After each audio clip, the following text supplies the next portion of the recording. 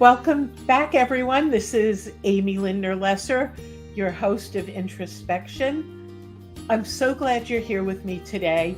It's October 8th, which is a special day for me. It's both the anniversary of my mother-in-law's passing and coincidentally,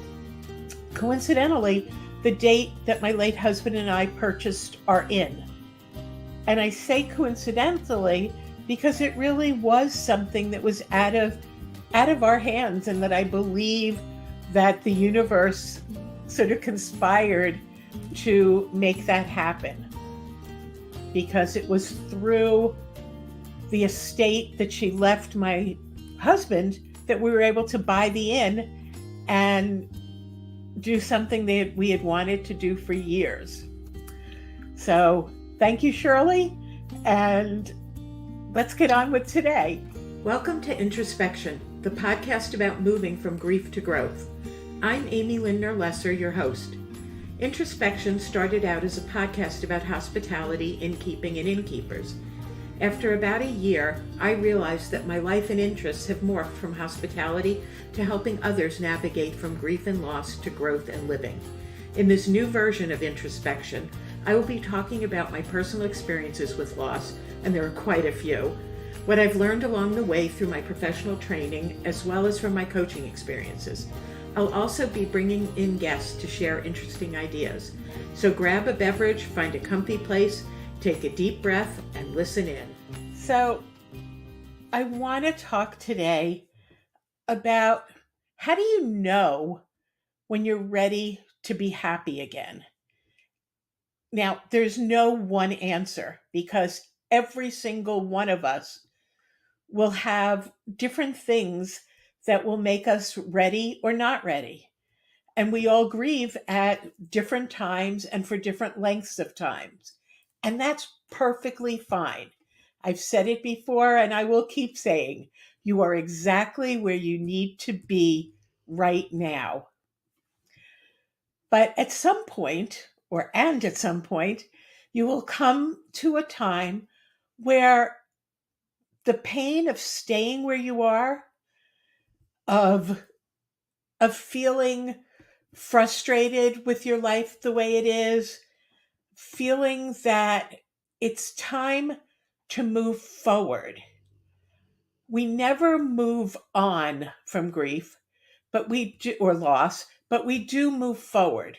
We realize that we still have a life to live, and that it's time for us to make whatever changes we need to make to live out the rest of our life with as much joy as possible. It doesn't mean forgetting the person or the thing that has passed away. It means learning to live with their memory so that their memory becomes sweet, and we can smile at the memories rather than crying. Not all the time, but more often than not. So I have a few things, I think there are 13, that you can do or think about to help you decide if you're ready to start to move forward and to be happy. The first thing is to take an inventory of your life. And what I mean by that is ask yourself the question, what is it, the one thing that I could stop doing or I could start doing that would make my life happier? Whether that means I could start getting up in the morning with a smile on my face. I could start a gratitude practice that might help me feel more grateful for the life that I have. It could mean that I stop wallowing around in my pajamas watching TV most of the day. It could mean whatever it is. Maybe you started drinking or smoking or whatever, that you feel that you need to stop that in order to live a happier, better life. So take that inventory and then sit and get clear on what it is that you want in your life. Imagine your most ideal day. So start with waking up in the morning. Where are you? What does your room look like? Are you in a hotel? Are you in a home on the beach? Are you in your home? Are you um, in a tent? Are you on a mountain? Where are you? What does your room look like? What do you have for breakfast? Do you get dressed before breakfast or after breakfast? What kinds of clothes are you wearing? What will you do next? Will you plan your day or is it already planned out? Are you alone or are you with someone? If you're with someone, can you describe them? Because it may be somebody you don't yet know. And then what do you do throughout the day? Get into as much detail as you possibly can get into. The only thing that I'm going to caution you against is trying to say that your ideal day is a day that's already happened. I want you to think in the future about what it could be. And it may be hard. I remember the first time I did this, I started to cry because there were two things that I wanted that couldn't happen again. I wanted my husband back, and that was an impossibility. And the other was I didn't want to be diagnosed with diabetes. Now, I'm seeing that that may not have to be the case forever, but when someone dies, they're not coming back to life. It doesn't mean that I can't still have conversations with Steve and feel him with me, but he's not with me in real life, or as my kids say, IRL. So get really specific about this ideal day. Let your imagination run wild. And what that does is it helps you figure out what it is that you like, what you enjoy. And then, have you ever created a vision board? That's a fun activity. It's something anyone can do. You can do it by cutting pictures out of a magazine and words out. You can do it on a computer. You can draw pictures. Basically, what it is a board that you can put up in front of you, and it's a visual representation of what you want your future to be. For example, I did a vision board a few years ago and I wanted to travel. So I put travel, I put the word Mexico, um, I put retirement, selling my inn. All of those things were put on there. Becoming a grandparent. And those things have happened. There are things that have not yet happened, but by putting your thoughts into words or pictures, what they do is they help you manifest. They help the universe help you to manifest. It's all possible. We don't need to know how, we just need to know what. And once you do that, I encourage you to look at the board, maybe say the words, and then let go of it. Do it daily, weekly. I also had somebody, so if you're somebody who's good with computers, I have somebody, a friend who did a vision board for me that was like a movie.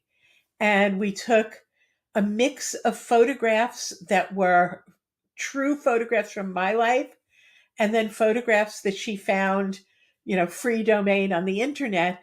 And then she put them together with music and they showed travel to places, They showed me with a life partner. They showed me eating healthy foods and doing healthy activities. Um, and many of those things have come true. And with that, I watch it, it's on my phone, and I can live it each day. Um, so the next thing is to make time for yourself. Not just self-care, because that's a little bit broader, but make time for you in your life. If you're somebody who's always taking care of someone else, whether it's your children or other family members, an elderly family member or a sick family member, a friend, a boss, make sure there's time in there for you. You need to become the number one priority in your life. And self care is part of that. And I've talked about self care. It's not selfish, it's critical to your surviving and thriving in your life. It's not expensive. You can do things like reading a book. You can go to the library and take a book out of the library so it's free. There are even free books on tape. They're not on tape anymore, but books on tape that you can listen to if reading is tough. Taking a bath, going out and spending time with friends, people who lift you up. That's part of taking time for yourself. Sit on your porch, sit in your garden. Um, Smell the flowers somewhere. Sometimes I go into the supermarket and I go into the floral section and I smell the flowers or I admire them. They always make me smile. The next one is make sure you take time to relax. We are human beings, not human doings. What does that mean? It means that we have been so conditioned to being busy all the time. We're doing and doing and doing. And we feel very often that when we sit to relax, we're wasting time because we're not doing anything. I beg to differ. We are doing something. We're recharging our batteries. Our phones have to be plugged in to charge. Laptops have to be charged. Everything needs to be charged in order to keep working. So that's what we need to do for ourselves. And it doesn't matter how you do it. When we talk about grounding, we talk about how the earth can help to calm us.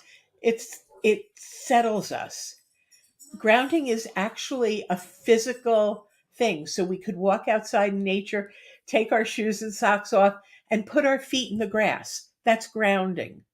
Another way to ground is to sit in a comfortable chair with your feet on the floor. Close your eyes. Meditate. And when I say meditate, I think people get scared. I used to. I'm like, I'm not somebody who can sit still and say Om and just go off and not think about things. My brain is thinking constantly, and that's okay. What I have learned is that by sitting on my back porch and watching the world, so for me, the world is my backyard, which I don't necessarily see people, but I see birds, I see squirrels, I may see bunnies, I may see my dog running back there. Um, I can see all kinds of stuff. I can I can sit and watch the clouds. And as a kid, I remember that I used to go into the swimming pool or the lake and I would float on my back and I would look up at the clouds and I would I would just watch the cloud formations and I try to think what they reminded me of. That's meditation. It's calming our mind, and it's allowing our mind to process some of the thoughts and the problems that we're trying to solve. That's Hershey. He's another way that I relax. I take him for a walk. I sit and watch him play. I pet him. Petting him is very relaxing, and it's a form of meditation. I'm going to say something that may be very controversial to people, especially with what's going on in the world right now. Try to avoid watching the news. Unfortunately, there isn't a way to watch news without getting all of the anxiety and being worked up over what's going on. And this is not a political thing. It doesn't matter which side of politics you're on. It's all geared to trigger us and to work us up.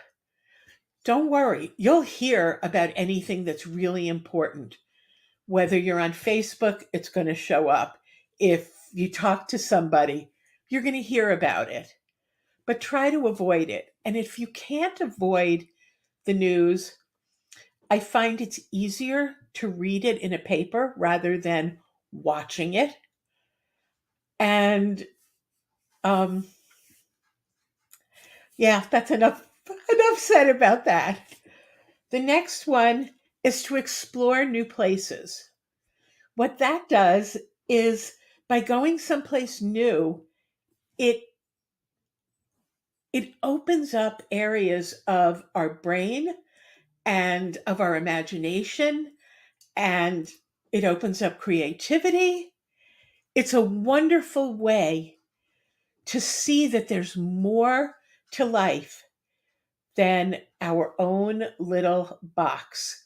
We tend to be almost imprisoned in our minds and in our lives so that we don't experience new things. And that's really important, especially as we age, and especially as we're still emerging from the isolation of COVID. We got very good at being alone and only talking to people by phone or online or on Zoom. Get out and go someplace new. It doesn't have to cost you money. Go take a drive. Go to a museum on one of their free days. Go to a park. Many places have free sculpture exhibits if you walk through their gardens. Do that. I love walking a labyrinth. And part of what I love about it is that it's meditative, it's quiet, it's something you could do with someone else, but while you're walking, you're in your own thoughts and you're by yourself. So try that. The next is something I talk about all the time. And I do that because it changed my life. And what it is start to practice gratitude. Adopt an attitude of gratitude. Find things every single day that make you feel grateful, whether they're feeling grateful that you're alive, whether it's feeling grateful about where you're living, or the people who are around you. There are things to be grateful for all the time. I'm grateful I found this in my closet the other day. I love this. And I love that the pendant is it's a circle. It's like a wheel, and it's a wheel of life. It's a wheel of my life, and I can see that it's continuous. The next one is figure out what you enjoy and do it often. Now, how do you figure out what you enjoy? The one way to do it is to try all kinds of things. do new things, do things that you used to like, but you haven't done in a long time, and see what was the reason that you stopped doing them. Do you need to make adjustments so that you can enjoy them? Um, for example, if you used to travel with a partner and the partner has died, they're not around to travel. So, what can you do? Will you travel by yourself? Will you find someone else to travel with? And how do you find someone to travel? Is it someone that a tour company assigns you to share a room? Or is it somebody that you've reached out to and said, let's go on a trip together? Whatever it is, just because you don't have the partner that you traveled with before or that you did whatever the activity was doesn't mean you can't do them anymore. So figure that out and start doing them more often. The next one is to be social. And I know sometimes it's really hard. I happen to be an introvert most of the time. And what that means is that I'm quiet, I'm shy. I have to force myself when I'm with a group, a crowd of people, to not withdraw into my shell, but to talk to people. And one of the ways that I've made it easier is that I try to only be in groups that are smaller and where I know some people. And by knowing people, it makes me feel more comfortable. Going into a brand new situation with strangers is scary. The other thing that I've done is I've taught myself and I push myself to do it scared. I worked with a coach and mentor for a while who used to say JFDI, just freaking do it. If you take that first step, the second step's easier. Um, it's the only way to know. So push yourself out of your comfort zone. Feel free to start being social with people you know and people you enjoy. Do not feel you have to spend time with people who stress you out, who are negative, or you don't enjoy their company. You don't have to say yes. I've talked about this before. No is a complete sentence, as well as yes. So think about your activities and what you can do. And if there's a place that you'd like to go to or an activity you'd like to do, ask somebody along. They may be waiting because they're too shy or afraid to ask.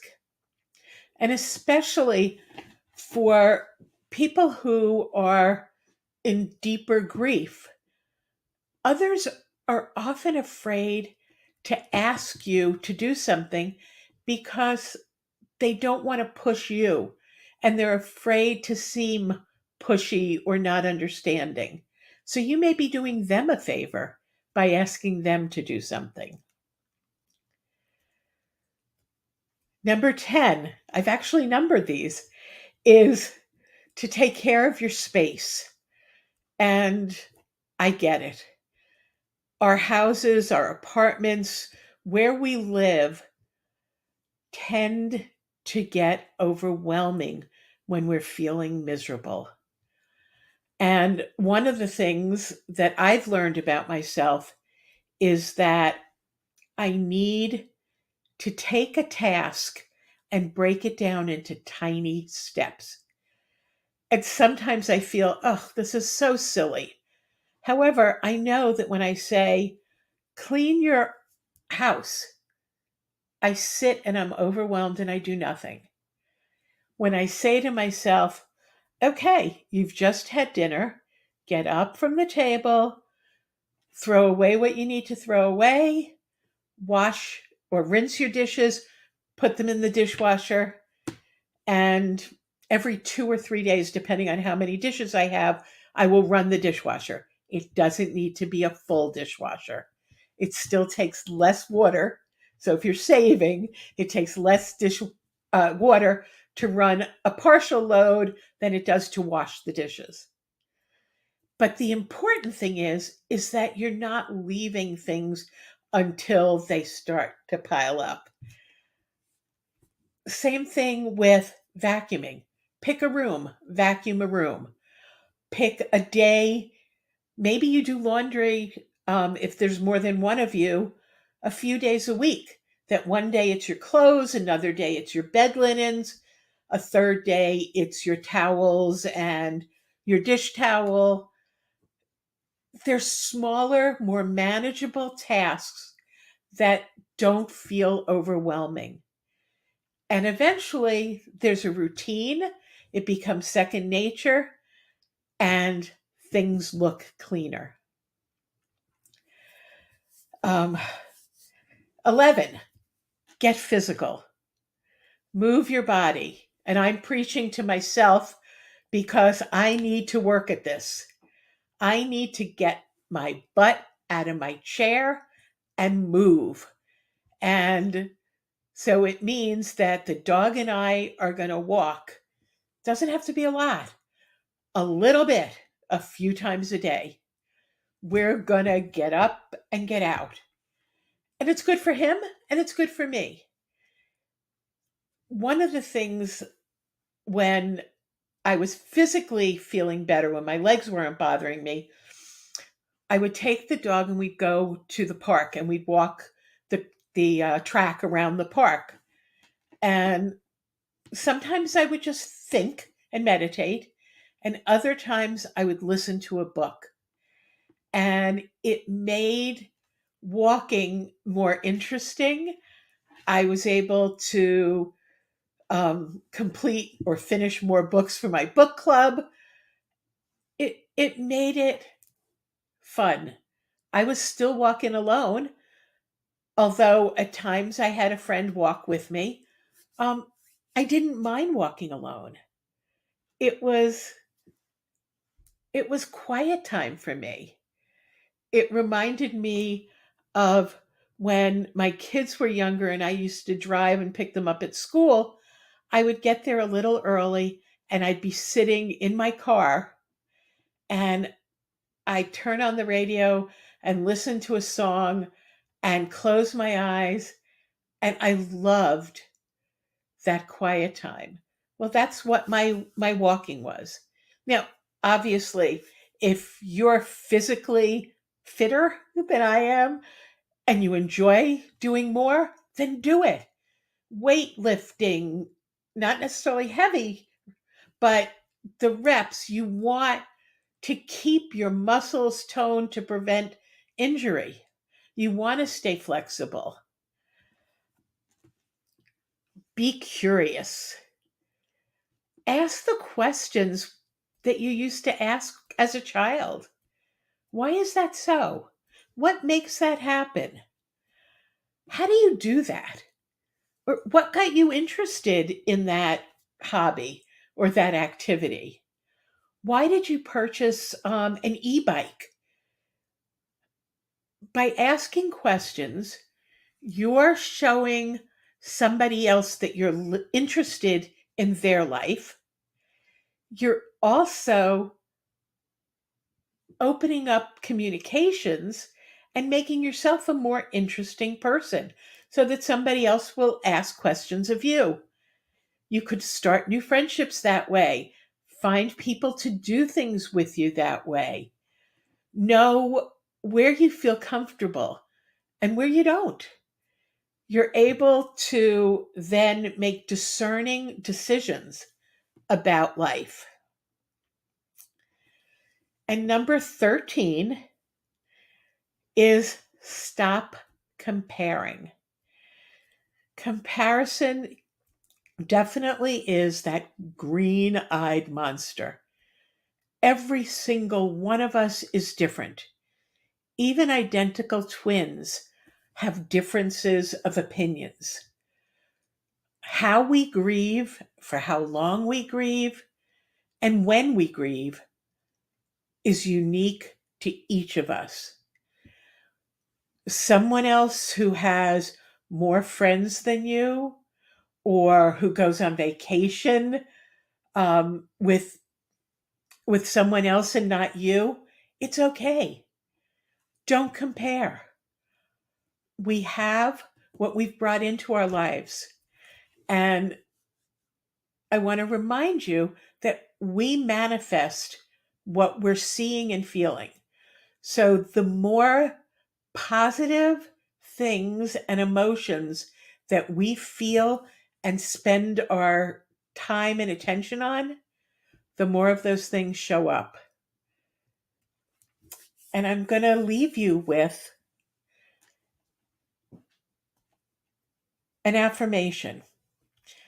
Repeat it daily, 3 times a day, as often as you need, until it sinks in and it feels really good and it becomes your way of life.